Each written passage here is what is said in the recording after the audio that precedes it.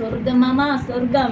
അപ്പം നമ്മുടെ ചക്കടയ്ക്ക് ആവശ്യമായിട്ടുള്ള സാധനങ്ങൾ ഗോതമ്പ് പൊടി എടുത്തിട്ടുണ്ട്, പിന്നെ നമ്മുടെ സ്പെഷ്യൽ ഐറ്റമായ ചക്കപ്പഴമുണ്ട്, ശർക്കര വേണം, പിന്നെ അതെ തേങ്ങ ചെറുതായിട്ട് അരിഞ്ഞു വെച്ചേക്കുന്നത്, ഇത് ജീരക ഏലക്കയും പൊടിച്ചു വെച്ചിരിക്കുന്നത്, തേങ്ങ ചിരകിയത്, പിന്നെ നമ്മുടെ സ്പെഷ്യൽ സാധനമായ ഇടനില. ഇതിന്റെ മണം പറയാനില്ല എന്ന് നിങ്ങൾക്ക് എല്ലാവർക്കും അറിയാം. പക്ഷേ ഇനി ഇതില്ലാന്ന് വിചാരിച്ചിട്ട് ഇനി ചക്കട അയ്യോ കൊള്ളില്ലാന്ന് വിചാരിക്കരുത്. വാഴയിലോ അത് നമ്മുടെ ഇഷ്ടമുള്ള ഇലയിൽ ചെയ്യാം. ഇതുണ്ടെങ്കിൽ സൂപ്പർ. അപ്പം നമ്മുടെ കുരു കളഞ്ഞ ചക്കപ്പഴം കുക്കറിലേക്ക് ഇട്ട് കൊടുക്കാം. അതിനുശേഷം നമുക്ക് ആവശ്യത്തിന് ശർക്കര ഇട്ട് കൊടുക്കാം, ആവശ്യത്തിന് ഏലയ്ക്ക് ജീരകം പൊടിച്ചു വെച്ചിരിക്കുന്നത് ഇട്ട് കൊടുക്കാം,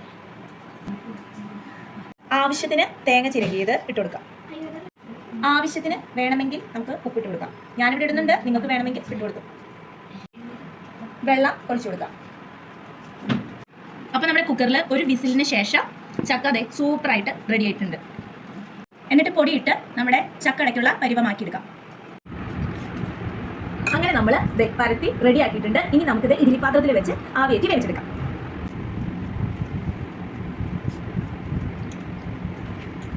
സ്വർഗമാ സ്വർഗം. ഞാൻ ഉണ്ടാക്കിയതുകൊണ്ട് പറയണില്ല, സൂപ്പർ ആയിട്ടുണ്ട്. നിങ്ങൾ ട്രൈ ചെയ്ത് നോക്കണേ. Bye, thank U.